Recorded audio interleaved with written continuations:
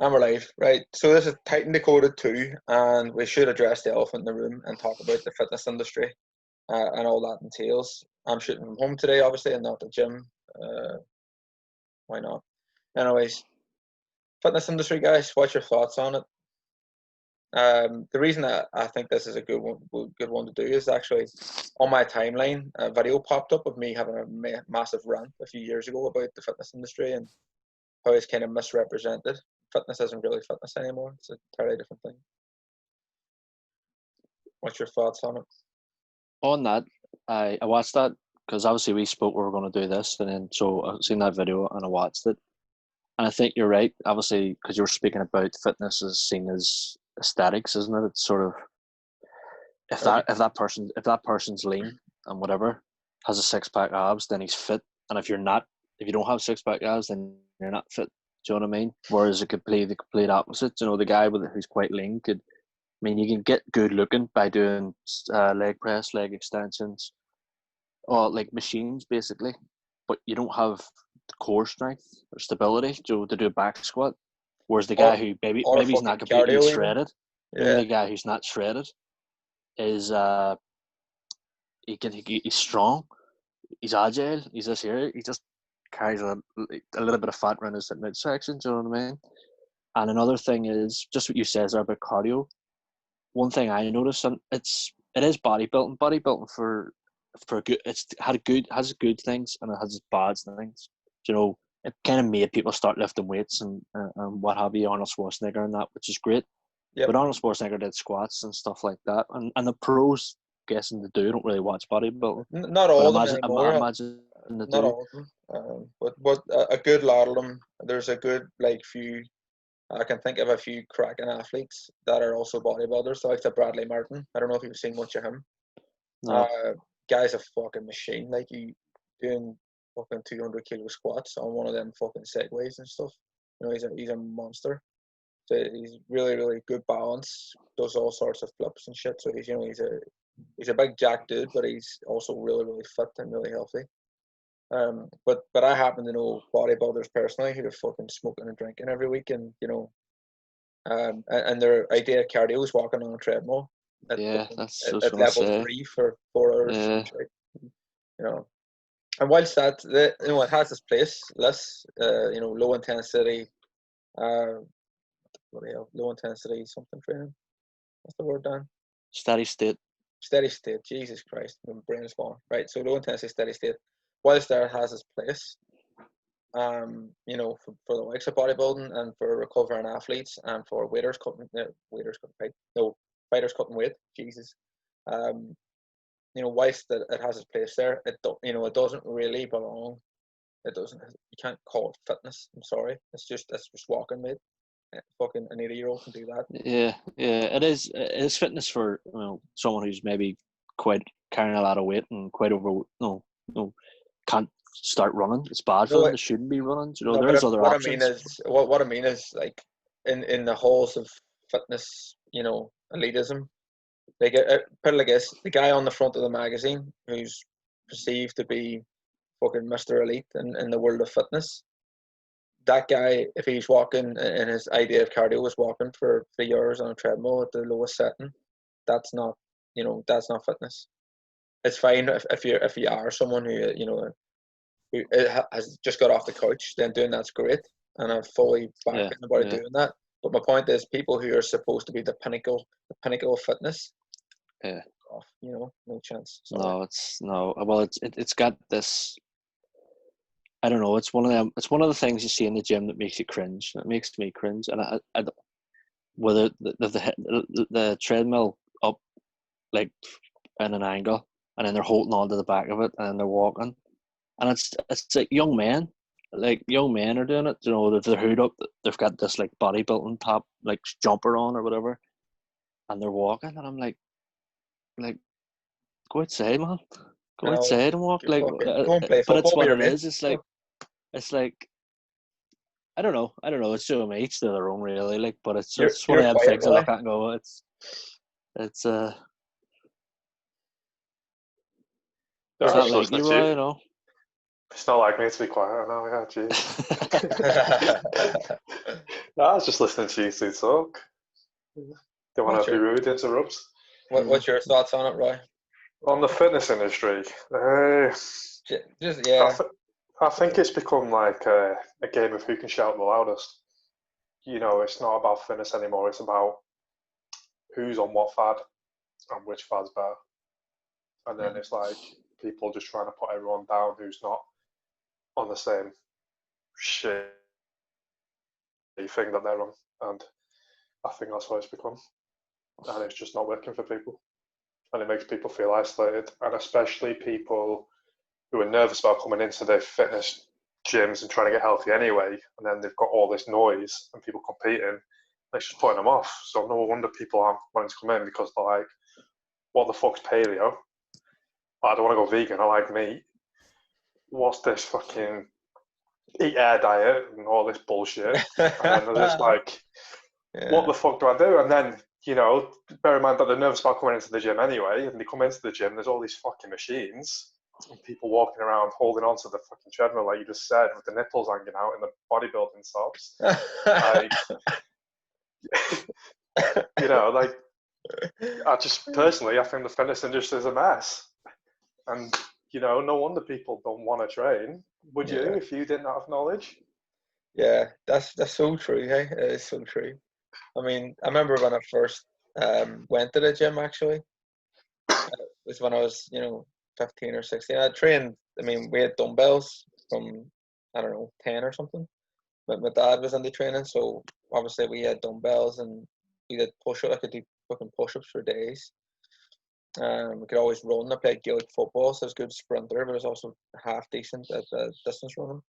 So but then I remember going to the gym and the only, like, I remember doing my first kind of bodybuilding style program, and I was doing jiu-jitsu at the time, and I just started to do a bit of MMA, and I just remember getting really slow, like fucking hell, I was fucked. So I did this like 8-week bodybuilding program, and put on a load of muscle. Like I put on muscle quick, so it was great, and I got a real confidence boost from it. So I can completely get why people do it, but I wasn't doing any real cardio, and I wasn't really doing anything like that.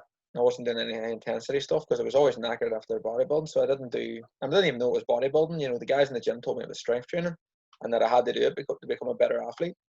And so I did this, and then I went to spar in the MMA club after my 8-week program had finished. And I was goosed. I was like 3 minutes in, I fucking lying down, blowing up my ass. And I just remember that feeling. I thought, I'm never doing that again. And then for like a few years, I never lifted a weight again because I realized that it was completely jeopardizing my performance. Literally jeopardized me. I was carrying excess muscle for the sport that I was doing. It was excess muscle that wasn't really that necessary, and the end up was slowing me down and making me worse. And then I met a good physio. I managed to injure myself doing MMA. I wonder how, but I managed to get in touch with a good physio who put me on the right lines of proper strength training, strength programming for something like a sport, to work with your sport. And then I started to train weights like 3 times a week, along with me, and I would go for like an hour swim after. So I'd go and do about an hour and a half of weight training and about an hour swim after. Now this was, bearing in mind, I was a teenager training like a full-time athlete at the time, so I know not everybody has the kind of time to do that shit, so I'm aware of that. But my fitness was never better, and I could feel the difference in strength and power then when it came to doing MMA and sparring. I was hitting a lot harder and grappling a lot stronger. I could see the difference and the benefits then. But my first introduction at 16, fucking hell, it was laughable. I couldn't move. And it was just a different style of training. And it's not to say that bodybuilding's bad. It's just, if you're looking to do bodybuilding and a sport, you got to be careful about how you program it. I'm sure there's a way to do it, but you definitely need to be, because a lot of bodybuilding is based on sarcoplasmic hypertrophy rather than myofibril. And it's the myofibril hypertrophy that's going to contribute to things like strength gains and power gains. That's not going to happen through sarcoplasmic. Sarcoplasmic is just the pump. That's what, they do. People call the pump. And that shit just disappears. You stop training for 48 hours. You see a bodybuilder don't train for like 48. No, that's why they train every day. You fucking watch and see, right? 3 days they don't train. Fucking boom, gone. Bye bye muscle. It's like they wash it off in the shower or something. Yeah. Yeah, that happened to me. I had a shower and all my muscles just fucked.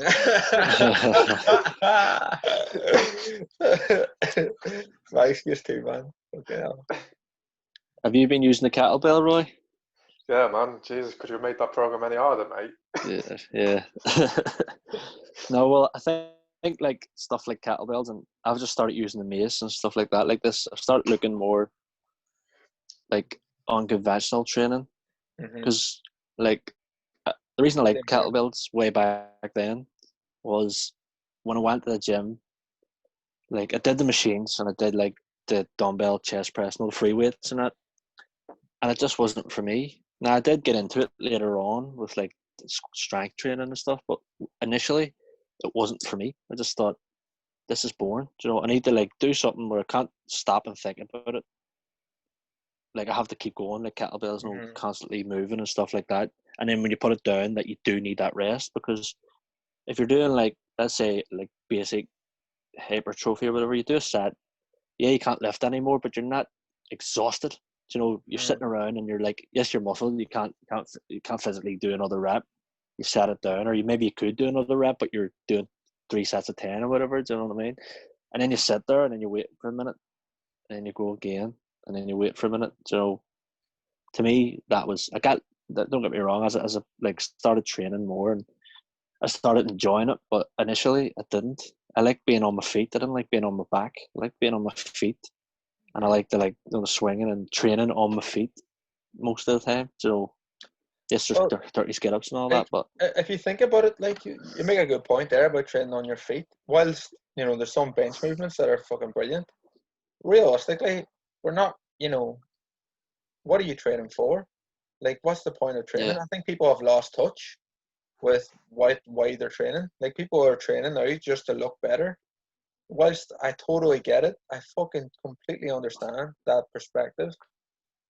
But like, there's such a much better way to do that. Like, surely there has to be some kind of performance element to your training. And if there's not, like, I don't know, I think people should really question, like, why train?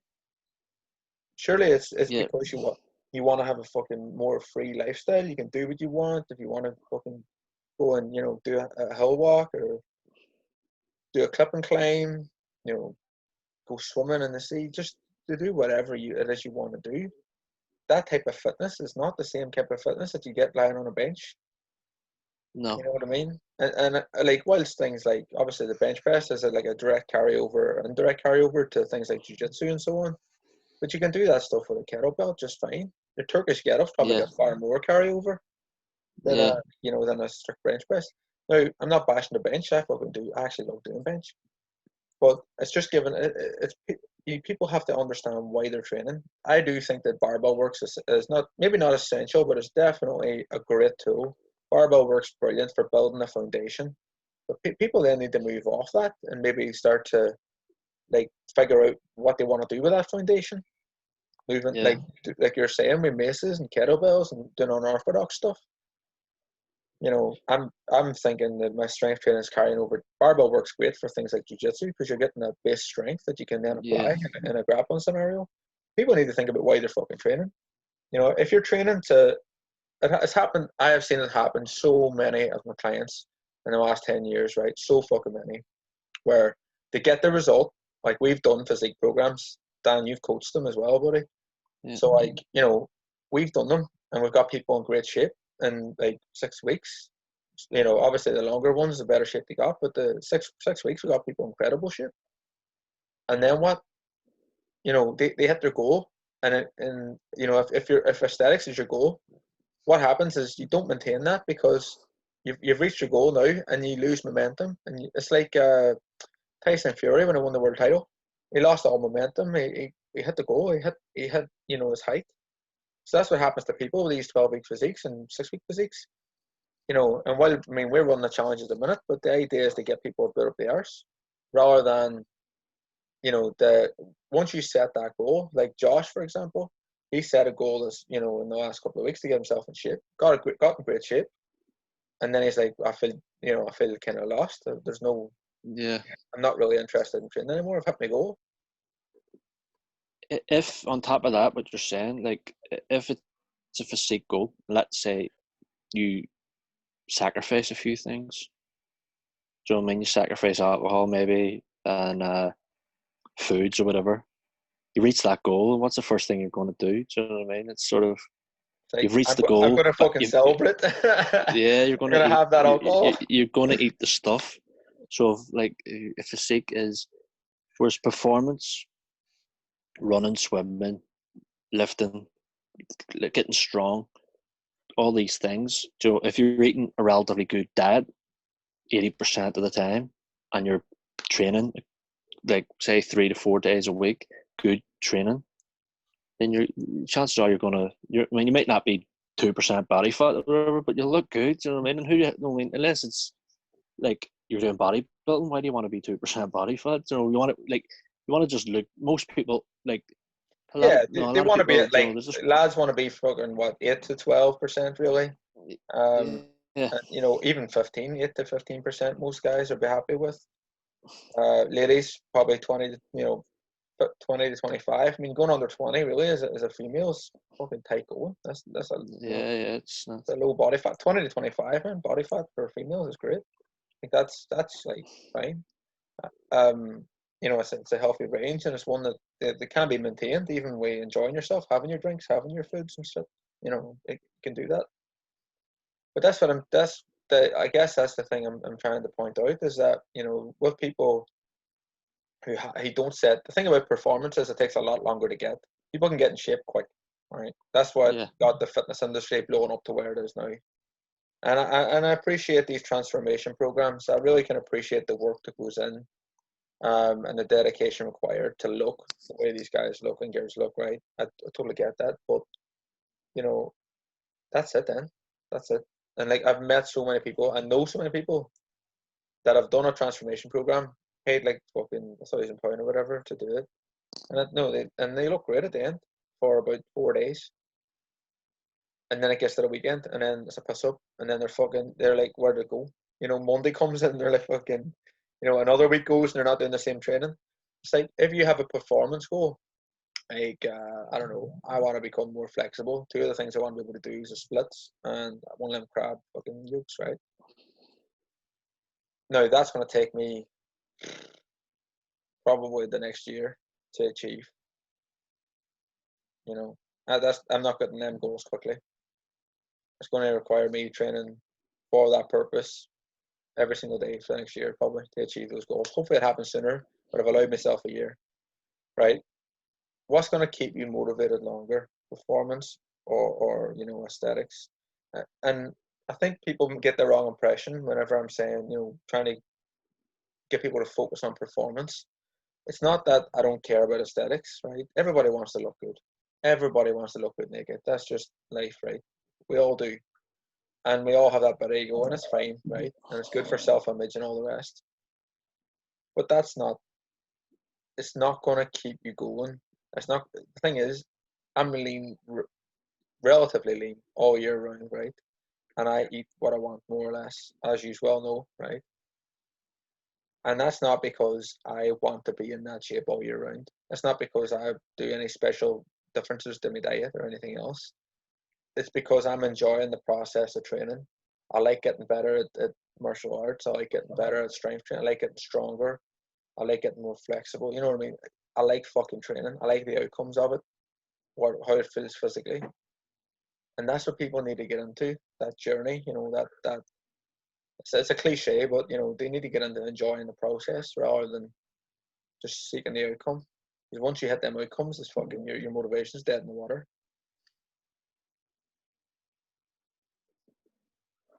Yeah, for like, we'll just touch on what you said there.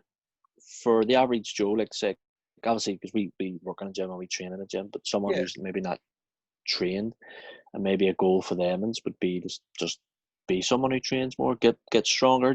Set benchmarks for strength, set benchmarks for endurance, run so whatever distance and set benchmarks for speed. Have benchmarks for that. They don't need to be athlete style benchmarks, but something that's going to improve you, Mm-hmm. and then and eat good quality foods, and let the aesthetics look after themselves. Exactly. What's your thoughts, Roy? You're quiet again. Yeah, I think one of the key points why people don't enjoy it is what Dan said before on sacrifices. Because, like, we see all the time on Facebook and working in the gyms and that, people just, like, they get in this mindset that they need to give up absolutely fucking everything and then practically starve themselves. And then you're just looking at, like, this thing going to last till tomorrow. Yeah. And they're sacrificing everything, and then they're going all out of the gym. Like, they've gone from the couch to eating crisps whenever they feel like, staying up late whenever they feel like, just trying to get up at 6 a.m. in the morning every day, 7 days a week, training 2 hours a day, not eating any foods, and they're increasing the hunger, energy, cravings, and all that stuff. And by the end of the week, they're just drained, and then they don't even get to that physique goal because, like, they've given up after day 2 because they've gone from 0% to 300%. And I wouldn't even freaking do that. No. Get me up at 6 a.m. in the morning, I'm doing fuck all. That's it. I'm drained for a week if I'm up at 6 a.m. But So, like, do you not find, right? So here's the catch. There's always a catch for these things, right? People seem to love this whole idea, and it is an idea of, like, the all or nothing principle. It's like, I'm all in now. I'm on my diet and I'm on my training. And it's like, even having to say that, you're fucking going the wrong direction, pal. Like, you know what I mean? But the thing is, it's the only way we can get people in the fitness industry. The one gripe I have with clients is, like, that's the only way I can get people to fucking work, is to, like, light a fire under them. It's just to be like, come on, fucking get on with it. Get stuck in. We're gonna commit, and like, you have to give them short time frames, like 6-week challenges, and all our clients are gonna listen to this and go, they're bastards. They're sitting saying all this behind our back, you know what I mean? But it's fucking true though. I think they're good. I think to have goal every, like, 6 weeks or whatever. It's good to have, but not to be like, right, 12 weeks I'm going to be shredded, and then I'm gonna fucking be numb for whatever. Yeah, like, and cut out everything to get to there, and there's a time and a place for it. I think that the short term goals are good. Don't get me wrong, and I like this idea of going. It's kind of like a fight camp. I used to love a fight camp, because you'd be like, right, I'm getting ready. You train all year round, obviously, but then you think, right, I've got a fight coming up. Fucking 12 weeks here. I'm gonna be on the ball. My weight's gonna be on the ball where I need it to be every week. And, like, for those kind of parameters, like, I used to love that. I used to love the intensity of a fight camp, so I can understand completely why people love this idea of intensity and be like, oh yeah, I'm fucking fired up, I'm on fire, and they feel good and they're doing all their shit and they feel accomplished. So I get it. I totally get it. And it has its place. The only thing there, like, with fight camp, you've got to perform at the end of that. You're going to, 1, get injured badly if you don't perform well, and 2, get embarrassed in front of people, do you know what I mean, watching. So there's a drive there, and you want to win, do you know what I mean? So there's a big drive there. The problem with, like, looking good at the end of it, are you, like, and some people may be, I don't know, it's not my cup of tea, but are you that driven? Are you going to be that sacrificed just to have your picture taken? Is that a big enough drive? Is that worth the sacrifice? Is it? You make and some point. People might be. Some people might be. Do you know what I mean? But after, like you after your fight, what are you going to do? Especially if you win, you're going to go out and have a fucking beer, aren't you? You're going to celebrate. Do you know what I mean? But they're going to do the same thing, but it's going to have different effect on them because you've done your job, you've won your fight, you've made money if you did. Do you know what I mean? You feel good. You're going out to celebrate, whatever. Whereas they feel good. Yes, they've reached their goal, but their celebration is going to affect their goal. Do you know what I mean? Whereas you're going to go right after a couple of days drinking, partying, you're going to go right knuckle down. You've got another fight coming on here. Do you know what I mean? You're gonna maybe go back to the gym and maybe not go as hard, but you're going to train again, and then you're going to have a fight announced, and you're going to do the same thing again. You know. I used to have like a day or two. Sometimes not even that long. Like it depends what like. Sometimes I used to just enjoy getting back to the gym and seeing everybody and like talking about the fight, and like you're at the gym anyway, so you may as well do something. You hit the bag, hit some pads. Like, but this. I mean, this is a long time ago. I'm old as fuck now, so this is this is before I got broken, you know. But I miss it. Like, I'm not gonna say I don't. You know, I do miss the intensity of that kind of fight camp and the camaraderie and that kind of environment. It was great. That high level, competitive environment was fantastic. And I can understand why people want to create that in the gym for themselves. I get that. But we're talking about longevity here. We're talking about, is the fitness industry, helping anybody stay in great shape long term? Probably not. I mean, people, like I say, there's people who do bodybuilding and, and they want to compete and so on. And if you want to do that, like I totally get it. Or even people who just want to do photo shoots every 6 months or something. I get that too. I mean, that's fair enough if that's your thing. But for the 99.9% of people out there, that's not the case. They're not doing photo shoots every 6 months. It's it's the people who just want to get a bit healthier, get a bit leaner, but we've become so fucking inactive in our daily lives, generally in our general activities, that we don't even need to be fit in any shape or form anymore. Like, people get away with being fucking really unfit.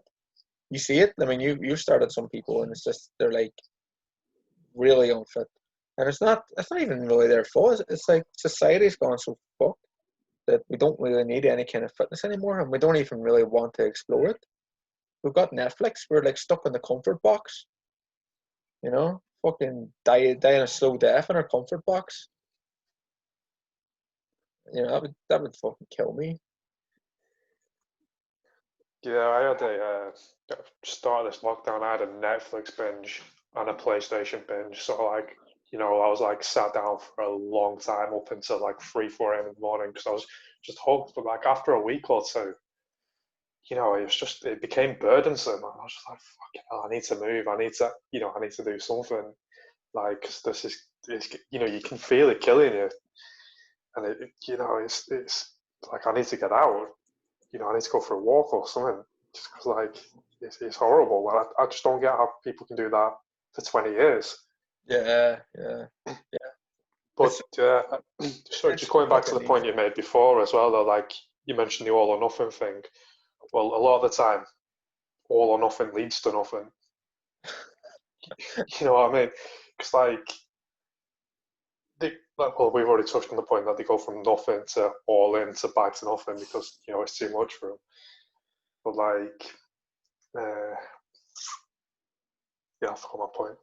Yeah. I mean, you're talking about fucking, you're revving your engines, fucking the full tilt for this short period of time. Short being 6, 12 weeks, whatever, and then you let out your foot off the gas completely because you're so fucking wrecked from them 12 weeks.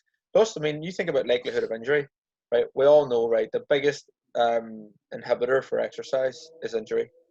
The one thing that's probably not the biggest, laziness is probably the biggest, but like, say you are training, the one thing that's going to stop you is injury. And if you're going 100% all the time, then you are more likely to get injured. That's just the way it is. So don't go 100%. Exactly. So don't go 100% all the time. I mean, I've had to learn that lesson about too many times, but it is what it is. I fully understand that now, and I don't. I usually, to be honest, don't go over 80% in my training. If I'm going over 80%, then there's something good happening. I'm doing it for a particular reason.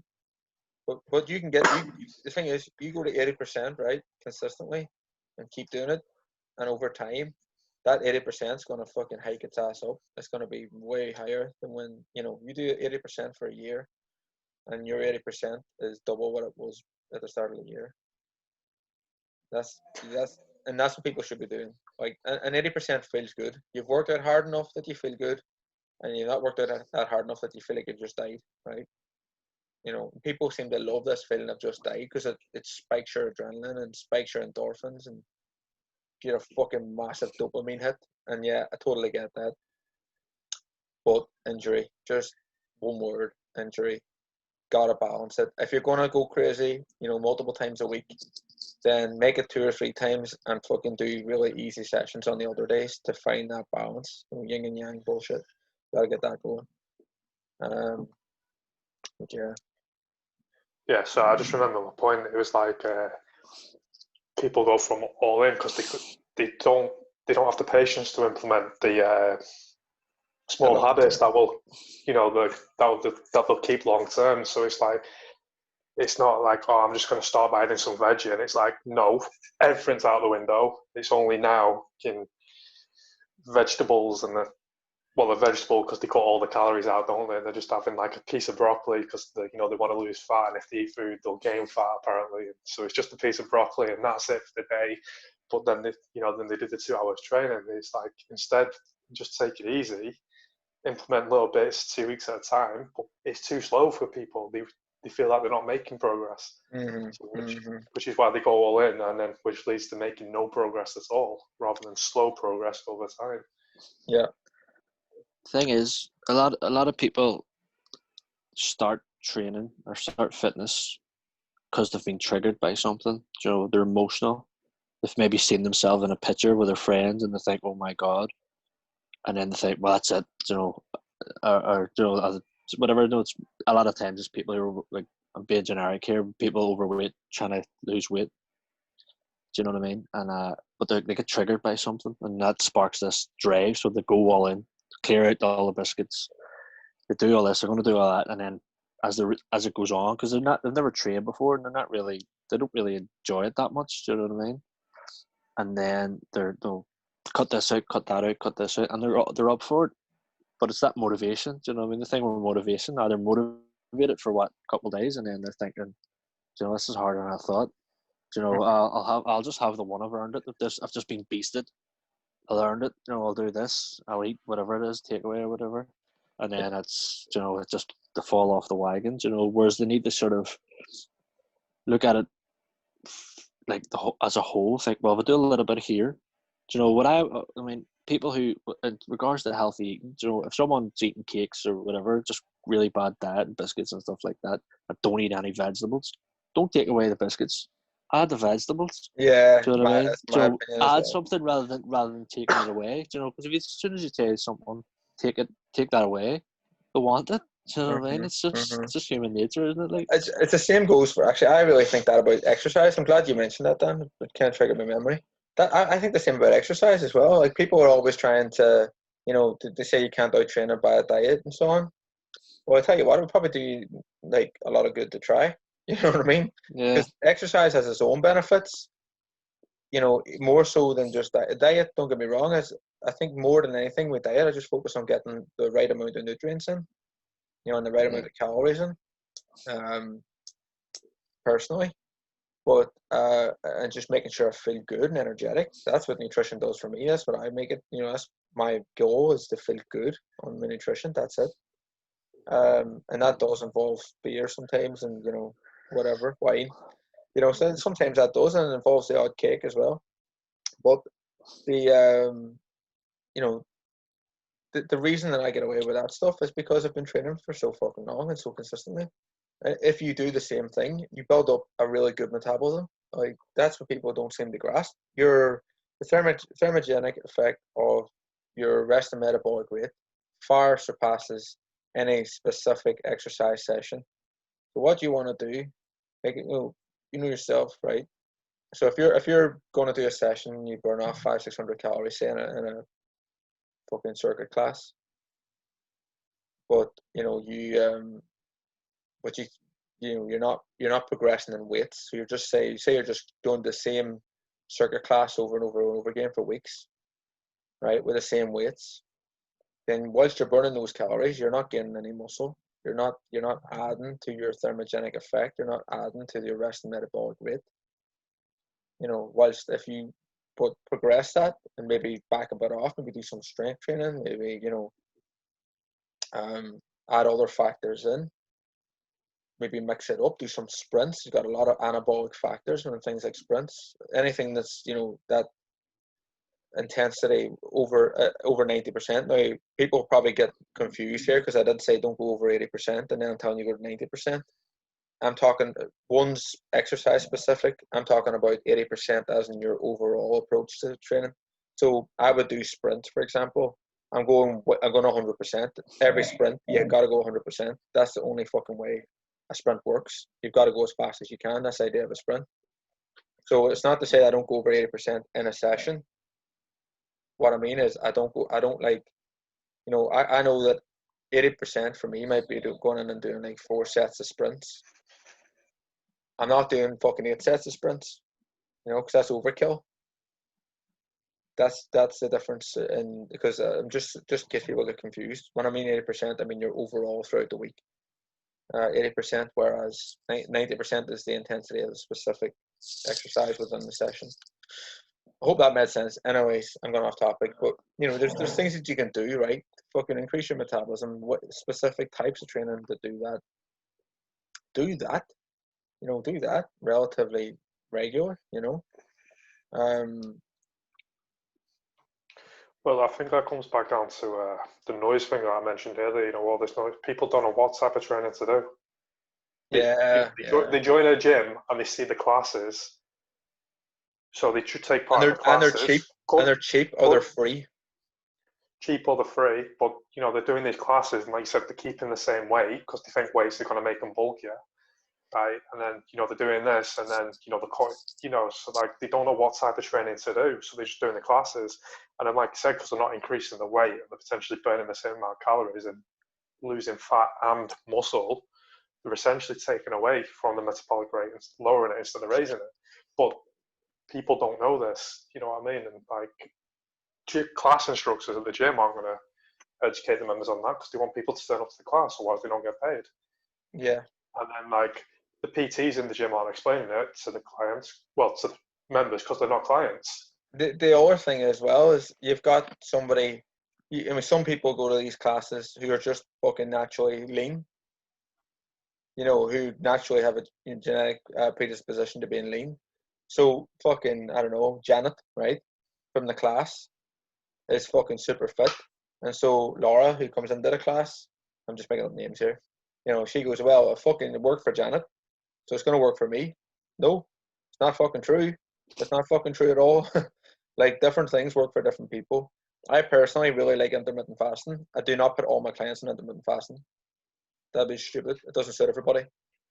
You've got to have some kind of knowledge level. I guess that's the importance of coaching. But, not everybody's going to want to pay for personal training or a coach, and that's fair enough. But if you're not going to do that, then educate yourself. The information is out there, and a lot of it for free. I mean, we're shooting this for free. And there's, if you can read between the lines throughout what we're talking about here, you can develop a pretty good fitness approach.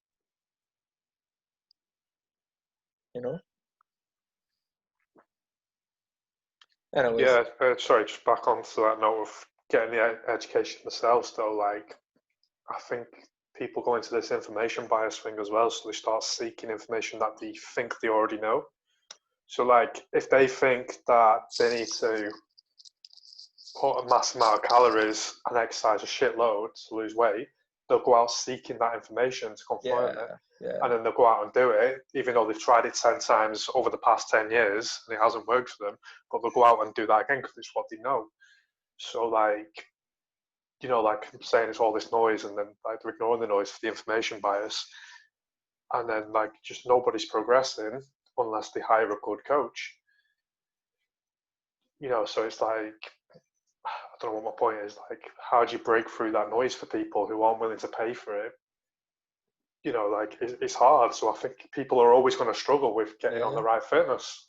I mean, I've been doing this, 10 years now, and the conclusion that I've come to on that, Roy, and people are probably not going to like me for saying this, is you don't try and, see if they don't want to pay for it. Now, anybody who knows me, anybody who I've trained in the past, they will know that money is not the main driver for me. It's not the main motivation for what I do. If it was, I'd be doing something else. Trust me. There's a lot better ways, a lot easier ways to make money than fucking try and change people's mindsets and change people's bodies. Trust me. But but money is definitely essential, and more than anything, it gets people to buy into the process. Like, people have to give something up in order to appreciate the process and the value of the information that they're receiving. Otherwise, there's no buy-in. If there's no buy-in, then there's no fucking result, because you're not going to do it. I mean, how many times have we, like, you ever bought something that cost fuck all and then not really done it? Yeah. Loads of times. Yeah, right? But I've also spent probably a good amount, well over 10 grand on paid courses as well over the years. You know, I know the difference between buying in and not buying in. Exactly. I mean, my master's cost me $5,000. You fucking better believe I got them assignments in on time, and it came out of my pocket, not fucking these grants that everybody else seems to get.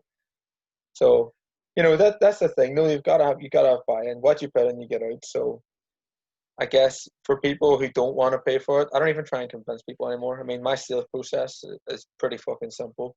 You either want in, you want it bad enough, or you don't. It comes down to that. And you might not want it right now, and it might be more suitable later on down the line, and that's totally fine. There's no forced bullshit.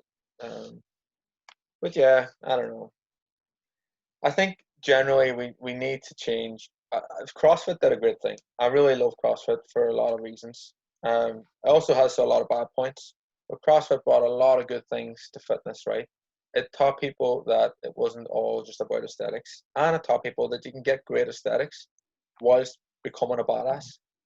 Like, some of them a lot of bodybuilders are switching over to CrossFit now simply because they're like, well, I can look like that, and I can fucking do muscle ups, and I can do, handstand walks and fucking flips and sprints, and I can get in that shape and be a monster.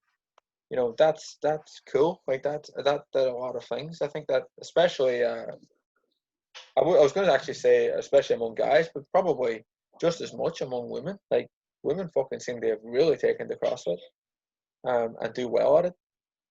Like, downfall, idiot coaches, badly run gyms, shit programming. It's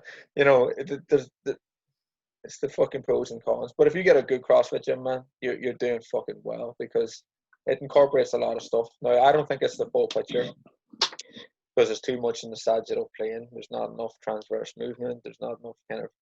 There's a lot of variety in it. But once you've done CrossFit for a year, you've done every movement. There's no new skill development. Gets a bit boring. Gets a bit repetitive, a bit monotonous. Everybody, nobody wants to keep doing burpees. The difference is with something like what I found different anyway is, like, a martial art, you can keep getting better. You will keep getting better at martial arts for the rest of your life. Like, there is no stopping that, but you keep getting better and better and better if you keep going, and that's just the way it is. Your skill level improves. You start learning more nuanced little things about it, and the same kind of goes actually for I guess in some ways Olympic weightlifting and gymnastics the elements of CrossFit do have that in some ways. But I mean, once you've got like handstand push-ups, for example, there's no then kind of push to do like a press to handstand or like a straddle press to handstand or a one-armed hand. No, there's no reason why you would do that within CrossFit, because it doesn't fit the competition standards. So what's the point? But you probably get feel really rewarded from doing that. And there's a lot of CrossFitters that do end up doing really cool shit that's not directly involved with CrossFit, which is great. Anyway, I went the whole rant about CrossFit, but what that did is it changed how we perceive fitness, which I thought was a great show, great thing. I agree. It made kettlebells popular. It made Olympic weightlifting popular. It made gymnastics popular. And I mean, I remember first seeing a CrossFit. I remember being extremely disappointed though. My experience. Here's what I expected. Right, I seen Rich Froning and Rich Froning and Dan something shit. Dan Bailey, and they were doing backflips. They were doing a backflip into a sprint, and then they were doing handstand walks back, and I thought, that's cool. I want to do that. I want to go to a place and learn that. And I went to a CrossFit gym, and we had to do overhead lunges and wall ball. And I remember being just like vastly disappointed. I was just like, right, this is not, where's all the skill work? Like, I want to learn how to do what they just did. Nobody's teaching me how to backflip. Nobody's teaching me how to fucking do a handstand walk properly. It's just something if you want to do handstand walk, if you want to work on your handstand walks, you wait till after the class and you do it in your own time. There wasn't coaching involved in it. I imagine it just became, with CrossFit, just became like the class environment. It's just another class, only different. That's my point. Like, if they fucking had stuck to their guns and taught people these skills and got people, and yes, I understand there's people that come in their CrossFit gym who are not ready to start working on fucking handstands. They need to just learn to lunge and squat and do the basic stuff first, right? I get that, totally get that. But it made it so that if you wanted to advance and kind of do more of that advanced stuff, there was no avenue. They didn't have no. I've never been in a CrossFit gym that says, right, we're going to do an advanced calisthenics workshop or advanced calisthenics class on a particular night. I've never seen that. There probably is gyms out there that do that. I imagine that's down to individual owners and like people who run these gyms. So they get into it because they like doing CrossFit themselves. Then they open up a gym, and they open up classes, and then the money starts coming in, and then it just becomes about running a gym that it becomes about the money, and and then imagine on the other side of it, there's people who run the thing and say, right, well, we want to, they've got the skill based stuff and all that there, they've got all that in, plus the classes. I remember first time I spoke to a guy about CrossFit, I had never seen it until I met you that time in that gym. And I'd only ever seen now bail videos and all these horrible videos. I never knocked it, like I always says, like, no, I met this guy, he was really good, and he was in great nick, and I was saying to him, I only know what I see on the internet and hear the bad things about it, but he was like, it was a true point. He says, if you look at bodybuilding, powerlifting, you can say it about them all, can't you? Like, Of course you can, yeah. You've got bad coaches out there doing, getting people who shouldn't, let's say powerlifting, getting people that squat heavy just for the sake of squatting heavy, and they shouldn't be because they can't do a squat efficiently. You've got all that. We've got it in every form of fitness. Even just your basic gym, you've got people doing stuff that they shouldn't really be doing. And that's just what it is. CrossFit just happened to be because it was new and it was popular, and it's going to get ridiculed, isn't it? It's like anything. I do have my issues with it. Like, a lot of my main issues, the Olympic lifts under fatigue state. I don't know that much about it, but I know I've done the Olympic lifts, and I know you shouldn't be doing a lot of them.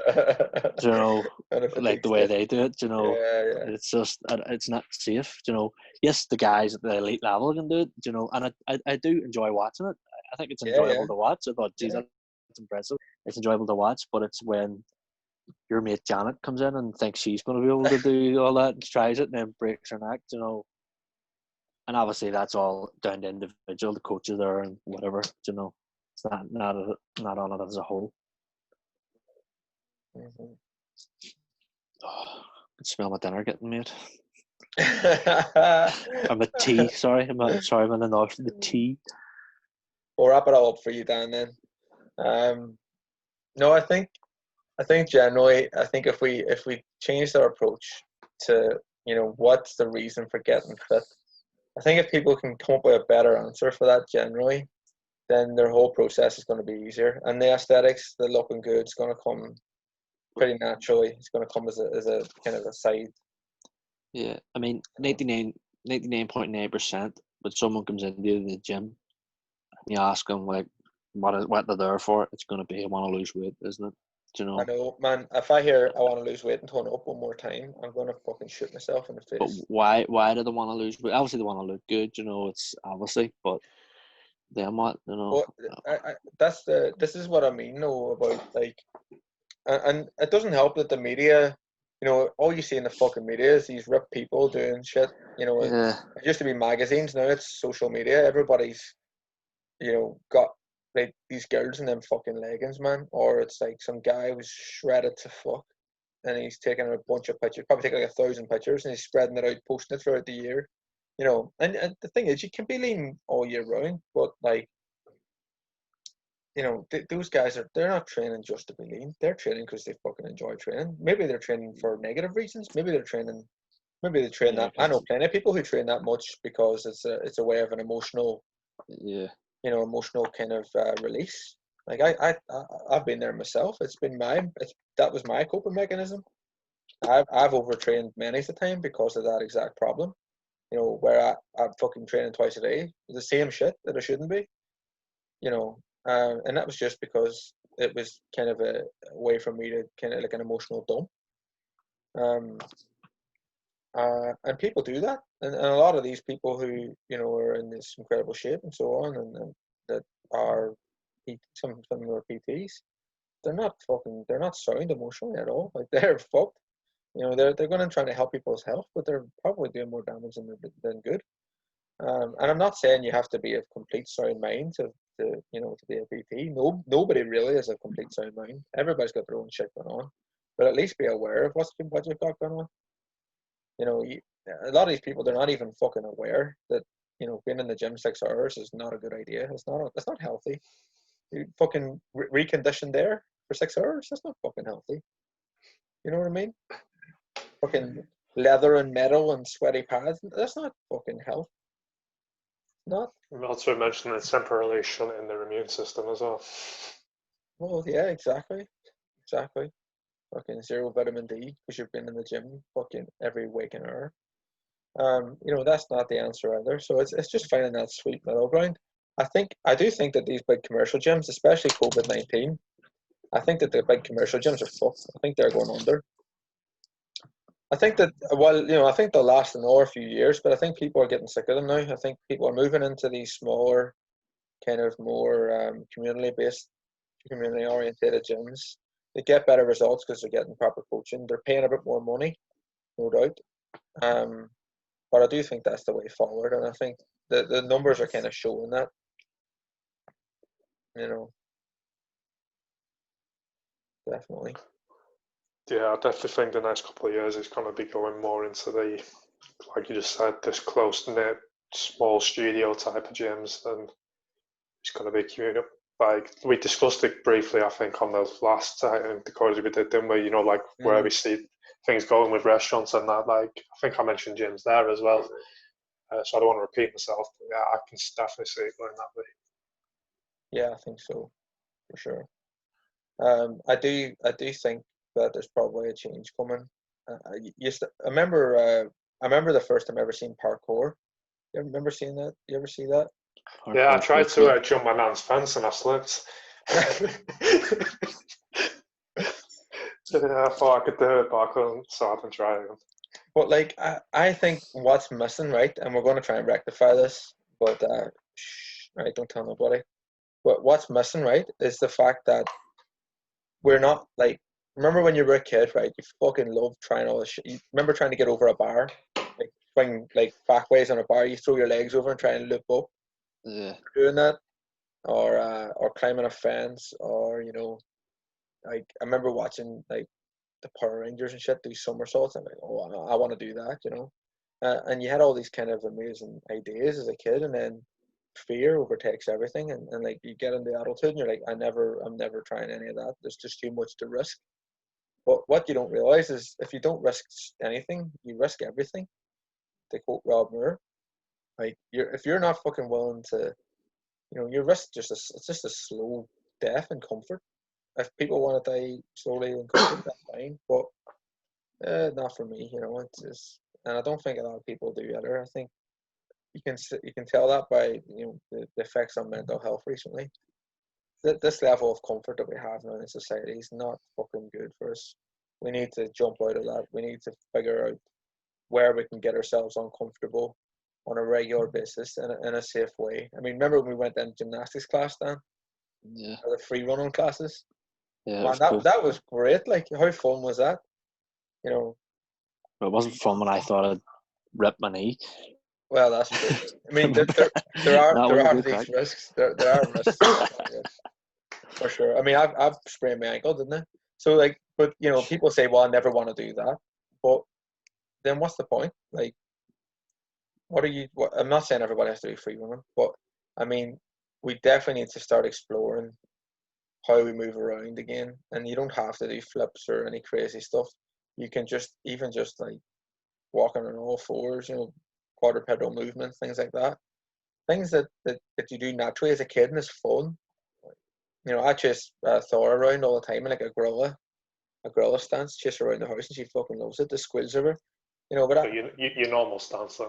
Yeah, my normal one. Yeah. But you know, like that's why I'm fit. You know, that's why I want to be fit, and I want my kids to not have that excuse of, well, my parents never got me into it. You know, they never did it, so I didn't do it. Yeah, like you just said, we've lost our ability to play, and like, you know, so not only are we a lot unfit there, but like we're just working, coming home, and like, you know, we're dying slowly. Like, you know, I've been there myself, so I know exactly where it's coming from. And when I came to you in 2017, and I've just been working 80 hours a week for the past year, Mm-hmm. you know, it's a shit way to live. And I've been there. I sometimes still slip back there, you know, watching video games and binging on Netflix, you know. Mm-hmm.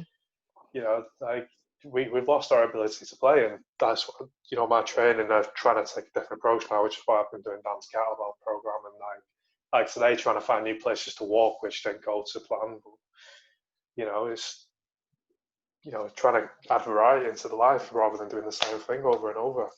It's you know, cause it's no way to live. Yeah, no, you're right. There's no way.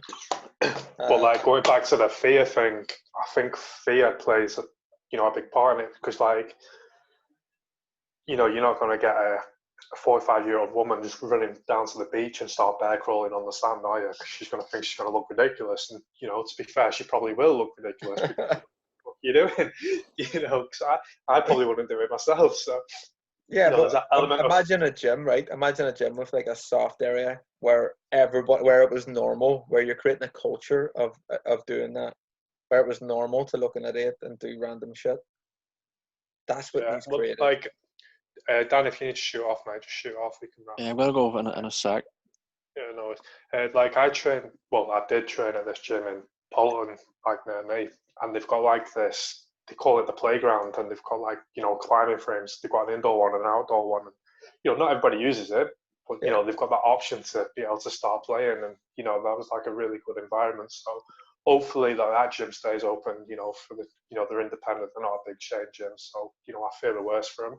But you know, it's a good place to train, and like hopefully that stays open, because the incorporate that type of thing into the gym, you know, as well as like, I think they do judo classes there as well. So, you know, it's not just the basic, you know, step classes, bodybuilder section, cardio section. You know, they've got the fun elements in there as well. So, you know, I think maybe if gyms do stay open, that might be where they hopefully end up. I hope so. I can see more and more of them popping up. You know, there's not many of them yet, but I can see that becoming a thing. I think that's the next thing where we change our approach to fitness, because something has to change, because it's clearly not working. The numbers demonstrate it's not working. Most people with gym memberships don't actually attend the gym. Yeah, I've been there before. Like 20% of, I think it's around 20% of people who own a gym membership actually attend the gym on a regular basis. 20%. So I used to work in a gym and I never used it, mate. This is it, man. This is it. Anyways, on that note, we'll wrap it up. That was a good one. Yeah. Thanks for coming on, guys, and I hope everybody enjoyed this. See you later. See you later, guys.